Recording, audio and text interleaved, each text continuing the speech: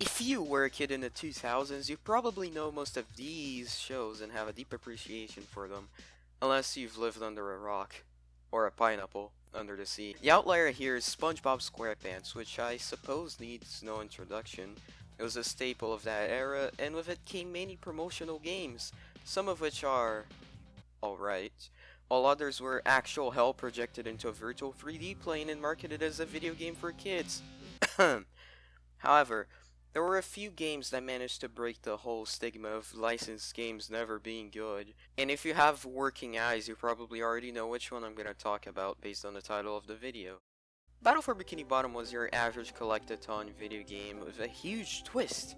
It featured SpongeBob, yay! And also most of the other characters in the cast, but that's less important because it's got SpongeBob! Developed by Heavy Iron Studios, the game was surprisingly a huge hit because it featured actual good gameplay and a large number of mechanics. The game was decently big, and its pacing was mostly very good. Okay, stay with me here. I know most of you already know exactly what I'm gonna say, but please just stay here. It's important for the pacing of the video. The game depicts Bikini Bottom after being invaded by robots created by Plankton. The robots rebelled against Plankton and took over Bikini Bottom because of a very small mistake by our microscopic friend. He forgot to turn the switch on. Now, SpongeBob and the crew have to save Bikini Bottom from this flapping robot crisis. And no, I am not reading this from the game's manual. Bikini Bottom has 3 main hub areas, all of which have 3 main levels and a boss that protects the gate for accessing the next area. Those gates require a certain number of golden spatulas to open, and that's what you collect through the whole game. Today we're gonna talk about the big boys that lay behind those gates, and more! Ladies and gentlemen, without further ado, let's get ready for our first boss. King Jellyfish! Oh, yeah, King Jellyfish. How could I ever forget about him? Yeah, I should have mentioned that we also have mini bosses in the game. There is 1 mini boss per hub area, and they usually are the last objective of a level. And the first one is this guy, or a jellyfish, I mean. I, however, will not criticize our handsome king here because he's the first boss anyways. It's supposed to be an easy fight. Also, the fight is very well made because it strikes a balance of being very beginner friendly and also challenging at the same time. So you, sir, you get to pass. Next up, the first actual boss.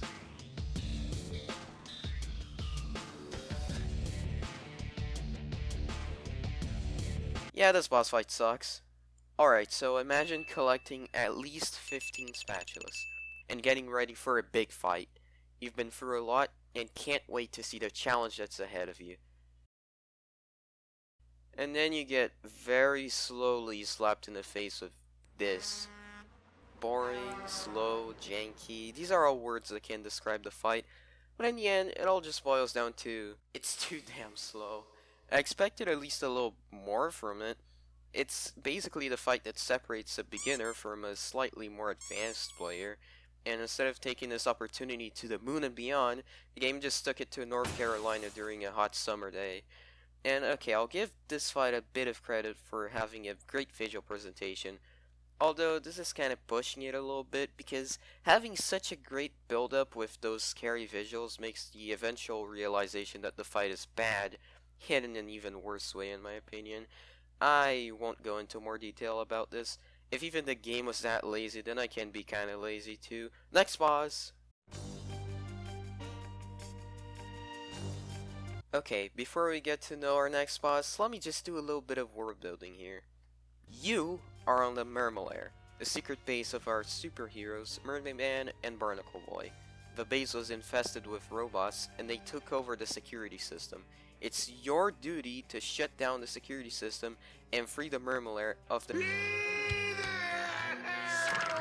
After getting through the whole level, you shut down the security system. And all seems fine until you realize, or, Barnacle Boy tells you, I guess, that shutting down the security system means all of the villains got freed. An evildoer on the loose? Who is it? Man Ray? The atomic flounder? The dirty bubble? No, worse than that. He's your arch enemy, Prawn. Brawn? Prawn! Brawn? That, was disappointing to say the least. Okay, let's start out with just the boss fight itself. It was alright. It was pretty short-lived and not that interesting, but the gimmick was kinda cool, I guess. It was nothing special, and it's not what I consider hard in any regards. Now, the presentation... where do I even begin with this? First of all, who the hell is Brawn? And second of all, there are no other points to make about this. Why would they use Prawn? It's a brand new character that was literally just made up on the spot, no build up whatsoever, so any suspense made before the fight was for nothing. I think I've already said enough about this boss. I don't even care anymore. Let's just move on already. I can't stand the smell here. It's starting to smell like shrimp. Shrimp? Why would you say that about me?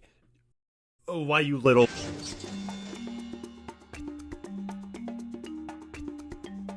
Robo-Patrick is definitely an improvement over Robo-Sandy. Not only is the visual presentation even better, but the actual fight resembles human entertainment.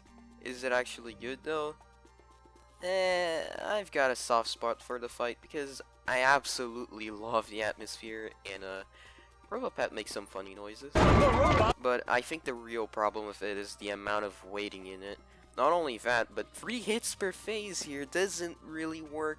If that was actually dreadful in the Robo-Sandy fight, then here's just a little too much. It's more justified, but it's still too much. And the fact that there's a cutscene every phase makes it just really boring. So, 6.5 green cum shots out of 10.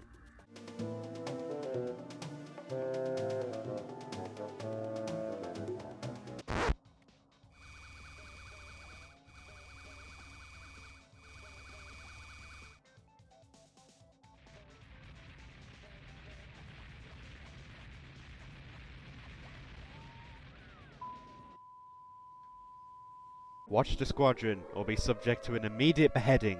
It's just... I can't even begin to explain it.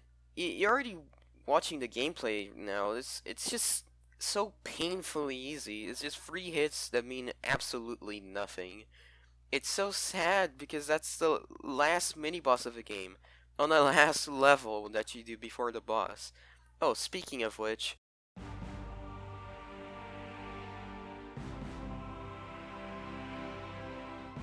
Robo-SPONGEBOB, the final boss.